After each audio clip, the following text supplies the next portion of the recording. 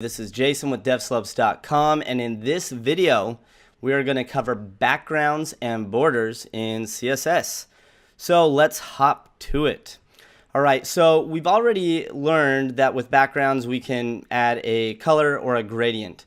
Now when we use the term background, it's a shorthand for a bunch of other background options that we may have. Let me show you an example. So above your container here, let's create some space, and at the top here what we're going to do is grab the body tag, alright, the body element.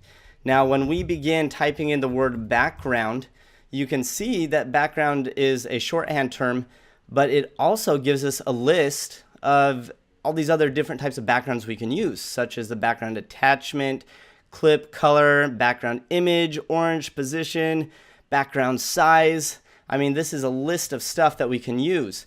Now, when we use the shorthand version of background, we got to know the syntax, the value that you can add to the other side of this, all right? But however, when you use a more specified version of the background property, it will kind of give you some helpers of what kind of values you can throw in there. So we've got our body selected. Why don't we go ahead and add a background image to this? And there's a few different options we can use to add an image, and I'm going to use the URL, all right? And then go ahead and close that off. So let's go grab an image now. So come into your browser here, make this full screen for us, and just search for something appropriate, all right? And I'm going to type in minimal zebra background. All right, and let's go into images. I'm just going to grab this first zebra one here. That looks pretty good, and we can see the dimensions is a 600 by 375, so it's kind of a smaller image. But when you're looking for an image, I want you to find a smaller image because I'm going to show you how to work with that. Okay, so I'm going to go ahead and right click on this, save as, and I'm going to throw it into my project right here. Okay, and I'm going to change the name to just zebra.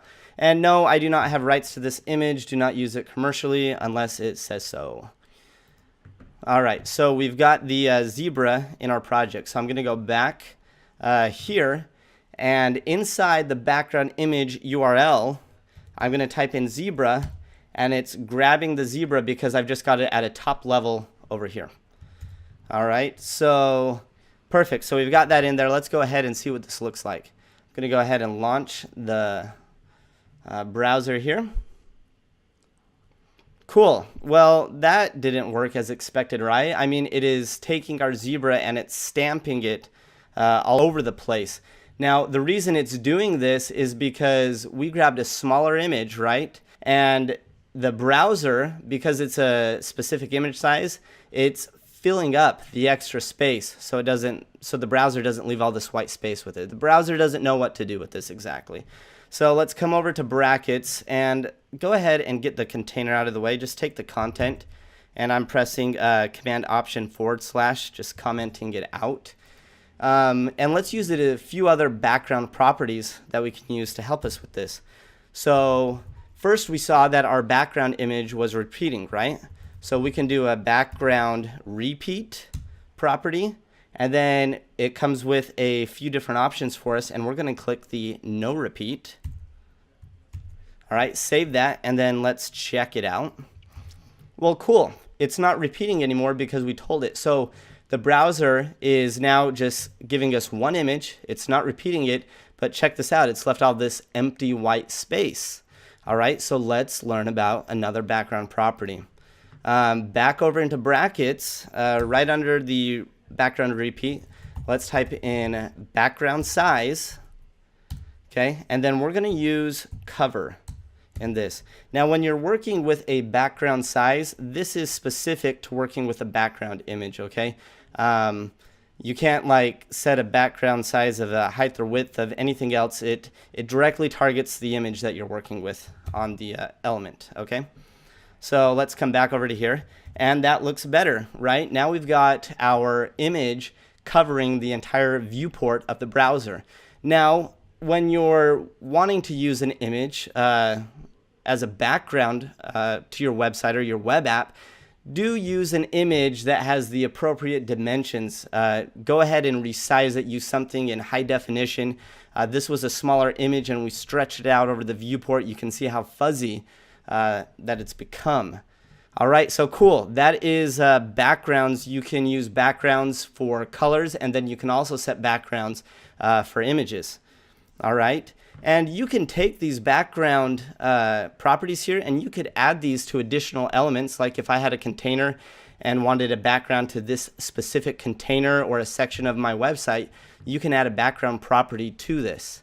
All right, so again, you can use this shorthand background property and then come up with the appropriate value that you can add to it. Or you can be a little bit more specific in the background property that you want to use. So moving forward, let's go ahead and start working with borders. All right. So let's come down here. So we're in our container. Outside of our container, why don't we go ahead and create another div tag here. All right, close that off. And then inside of here, we're just going to throw an image. So go do an image and we'll give it a source, leave it empty for now. And then we're going to add a class onto this. And I'm just going to type in border image. Okay, awesome. So let's go ahead and go grab an image for this. And I'm going to come up here. I like the minimal stuff. So minimal lion. All right, and then let's pop over to images.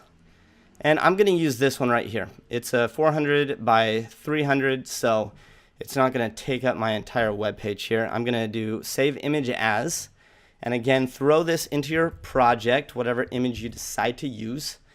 And perfect, so that's saved. So back over to brackets. Inside the image right here in the source, let's go ahead and add that image in there. All right, so we've added our image and let's check it out, make sure it's loading. Perfect. So we've got our image right here. Let's go ahead and work with some borders and different ways that we can use these. All right, so come over here. We're going to grab the image class that we have, okay, the border image. And then inside of here, let me add some space below this so we can see what we're working with here. So just like using the background property, we can use the shorthand for border. Okay, and then we can go ahead and add our value in here. Now, when you saw this, we can use the shorthand border property, or it can get a little bit more specific, like border bottom.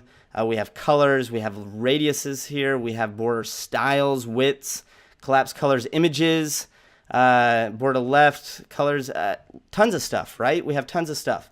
And in this case, what I'm going to do is I want to add a border to every single side of this image. So I'm just going to use the standard shorthand border property.